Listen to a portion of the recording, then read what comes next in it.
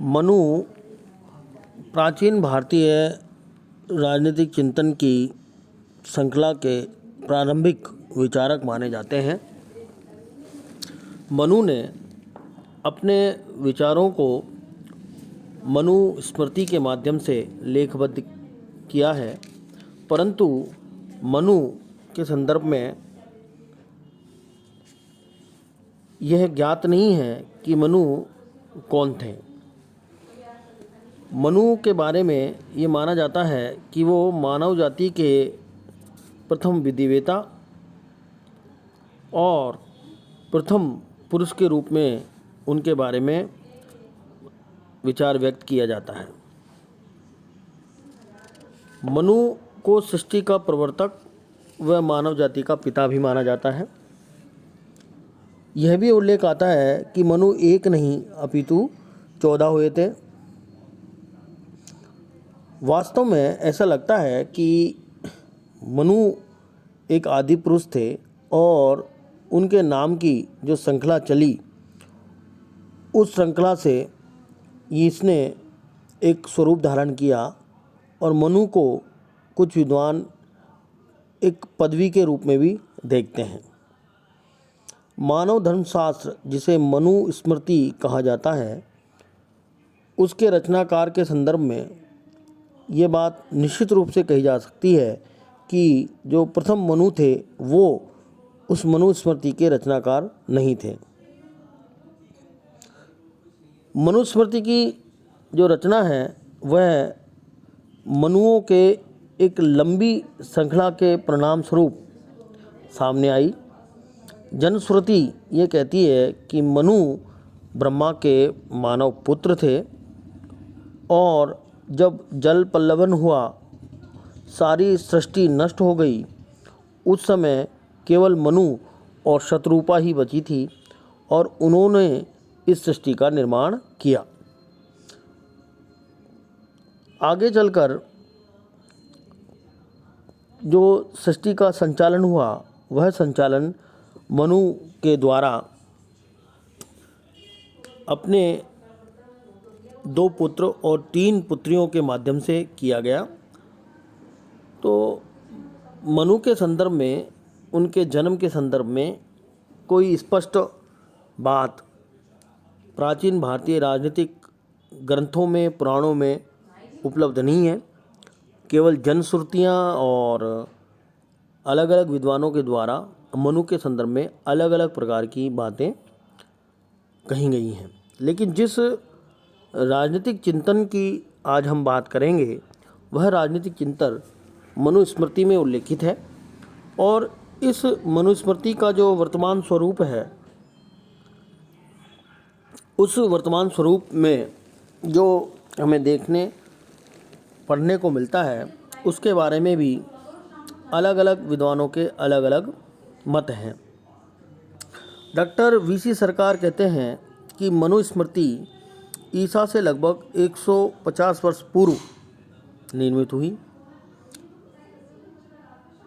कुछ भारतीय और पाश्चात्य विद्वान, जिनमें डॉक्टर हंटर सबसे प्रमुख हैं, वो मनुस्मृति को ईसा से 600 वर्ष पूर्व से अधिक प्राचीन ग्रंथ नहीं मानते।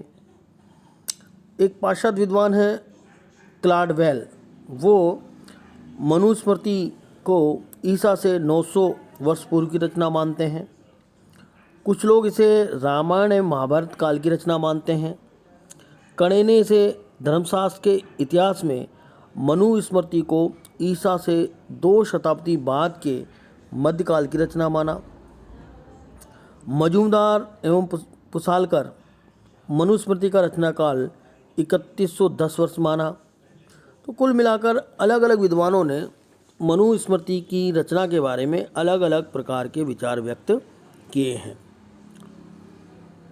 मनुस्मृति का जो वर्तमान स्वरूप है, वह स्वरूप जो हमें प्राप्त होता है, इसमें 12 अध्याय तथा 2694 श्लोक हैं और इन 12 अध्यायों में मनु के द्वारा राजनीति, धर्म, समाज व्यवस्था, शासन व्यवस्था, अंतर्राष्ट्रीय जो संबंध हैं उनके बारे में विचार व्यक्त किए गए हैं।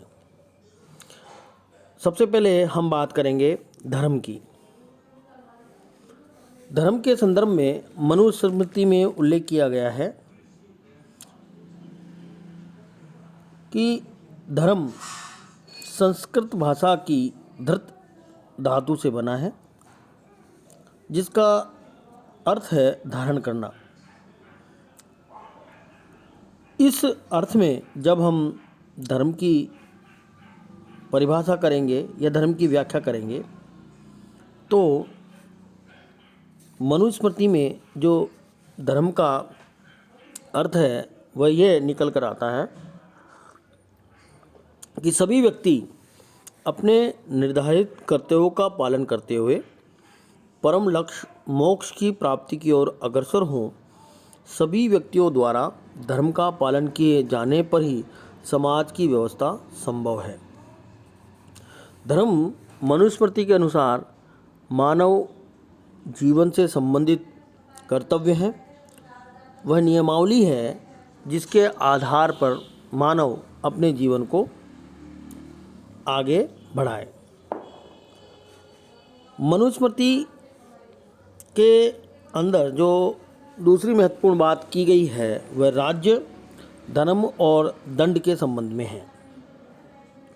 मनुस्मृति में राज को धर्म पर आधारित मापदंडों को स्थापित करने वाली उद्देश्यपूर्ण संस्था के रूप में बताया गया है। धर्म और राज्य दोनों परस्पर हैं, आत्मनिर्भर हैं, दोनों एक दूसरे से जुड़े हुए हैं। राज का अस्तित्व ही धर्म के प्रवर्तन के लिए है। राज का कर्तव्य है कि वह व्यक्तियों को धर्म पालन की ओर प्रवृत्त करे। धर्म की स्थापना के लिए ही राज्य का औचित्य है, राज अस्तित्व में आया है। परंतु मनुस्मृति में इस बात का भी उल्लेख है कि धर्म भी राज पर निर्भर है, क्योंकि बगैर राज के संस्थागत माध्यम से धर्म को सुरक्षित रख पाना संभव नहीं है। धर्म की सुरक्षा राज के द्वारा की जानी है, अतः ये दोनों परस्पर संबंध है। इनकी संबद्धता का जो आधार है वह दंड है। दंड वह शक्ति है जिसके आधार पर राज्य जो है धर्म की स्थापना करता है। धर्म और दंड राज्य के संचालन के महत्वपूर्ण आधार हैं।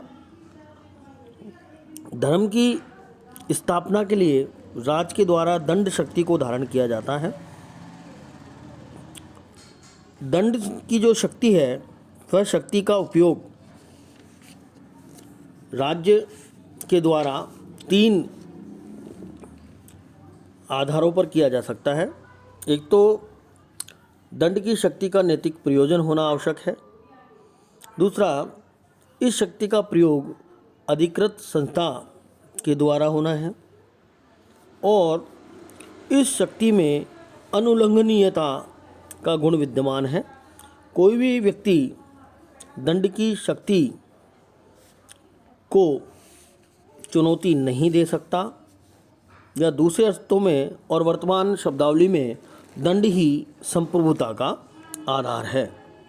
तो दंड की जो शक्ति है वह शक्ति राज्य के द्वारा धर्म की स्थापना करने का एक मापदंड है। इस दंड की शक्ति के माध्यम से ही राज्य जो है धर्म की स्थापना करता है। राजा जो है दंड का स्वामी नहीं है, वह उसका भी करता है। वह उसका प्रयोग मनमाने ढंग से नहीं कर सकता। इस संदर्भ में मनुस्मृति में उल्लेख किया गया है कि राजा यदि धर्म के विरुद्ध दंड का उपयोग करेगा तो इस लोक में उसकी अपकीर्ति होगी और मृत्यु के बाद उसके नरकगामन का कारण वह स्थिति बनती है। यदि राजा धर्म का उपयोग नैतिक प्रयोजन के लिए नहीं करता है, दंड का उपयोग वह केवल अपने स्वार्थ की दृष्टि से करता है, तो इसके लिए वह हानिकारक भी हो जाता है। इस प्रकार धर्म, राज्य और दंड परस्पर संबद्ध है। धर्म राज का मूल आधार है और राज के अस्तित्व का प्रयोजन है। इस तरह लौकिक पारलौकिक कल्याण को दृष्टिगत रखते हुए राज के द्वारा दंड शक्ति का उपयोग करते हुए समाज में धर्म की स्थापना करना राज्य का कार्य है। राज का औचित्य ही इसलिए है, राज की प्रासंगिकता ही इसलिए है, राज का अस्तित्व इसलिए है क्योंकि उसे धर्म की स्थापना करनी है। धर्म से तात्पर्य मानव के द्वारा धारण किए हुए वो कर्तव्य हैं जिससे वह समाज के लिए उपयोगी बन सके और राज्य उसको उपयोगी बनाने के लिए काम करता है, और वह काम वह दंड की शक्ति के माध्यम से करवाता है। इस तरीके से मनुस्मृति में धर्म, दंड और राज के बारे में ये बातें उल्लेखित की गई है। धन्यवाद।